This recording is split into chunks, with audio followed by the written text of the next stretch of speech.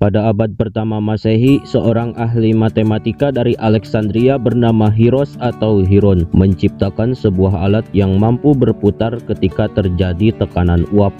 Alat ini berbentuk besi bulat berongga, yang mana memiliki dua cerobong kecil dengan bentuk L yang berseberangan. Satu menghadap ke kanan dan satu lagi menghadap ke kiri. Juga memiliki wadah atau tabung air di bawahnya. Sehingga ketika dibakar, tekanan uap mengalir melalui dua pipa penahan bola dan keluar dari lubang nozzle cerobong. Tekanan uap yang keluar tersebut memaksa bola untuk berputar ke arah sebaliknya. Nama alat ini adalah Eolipile atau yang sering disebut sebagai Hero Steam Engine. Nama Hero tersebut diambil dari nama penemunya, Kak. Namun sayangnya alat ini belum bisa digunakan sebagai kebutuhan manusia, melainkan hanyalah sebuah mainan dan hiasan. Tapi meskipun begitu, alat ini adalah cikal bakal penggunaan tenaga uap.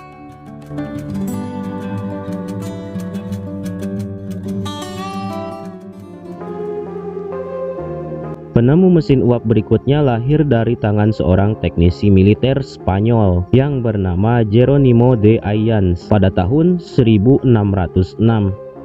Ayans menciptakan sebuah alat untuk menyedot air dan memanfaatkan tekanan uap untuk membuang air dari pertambangan. Mesin tersebut memiliki dua pipa, satu untuk menyedot air dan satu lagi untuk membuangnya ke udara bebas. Setelah kelahiran mesin de Ayans pada tahun 1698, di mana seorang penemu dari Inggris bernama Thomas Savery menciptakan sebuah mesin uap yang hampir sama seperti mesin de Ayans, yaitu menyedot air dan membuangnya ke udara bebas. Namun teknologi mesin-mesin di atas belum memungkinkan penggunaan piston.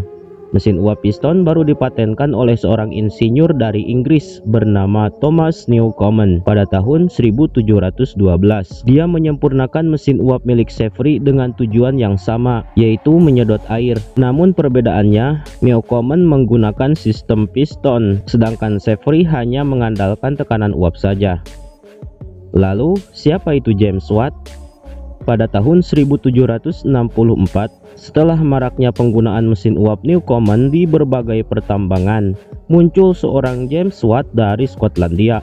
Watt mulai mengulik lebih dalam tentang mesin uap Newcomen, dan ternyata dia menemukan kelemahan pada mesin uap miliknya, yaitu borosnya energi tekanan.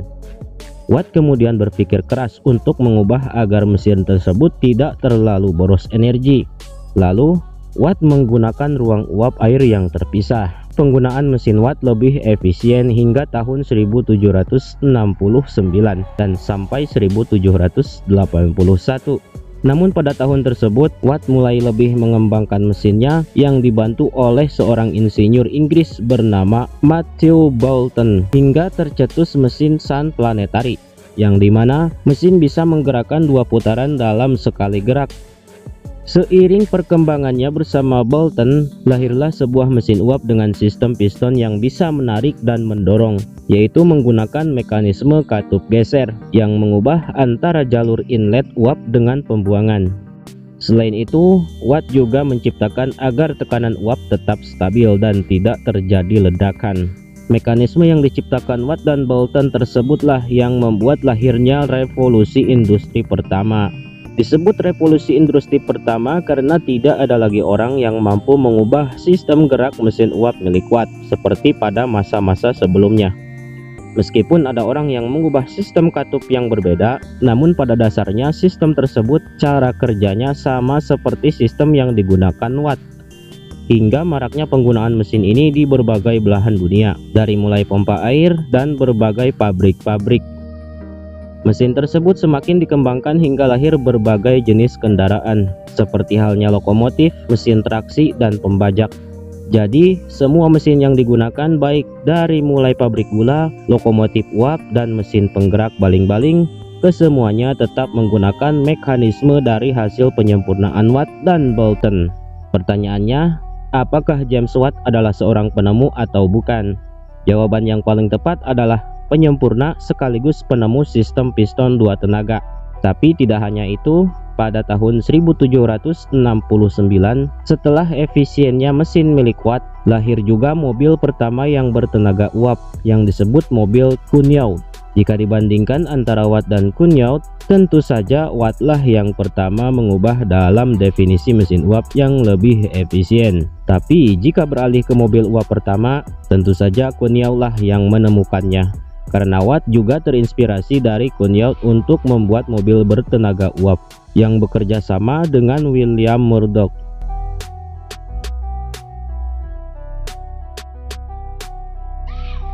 Berikutnya kita akan membahas cara kerja mesin uap pada mobil pertama, yaitu Cugnot Steam Car. Cara kerja piston, sistem katup, dan sistem kerja maju mundur pada mobil tersebut.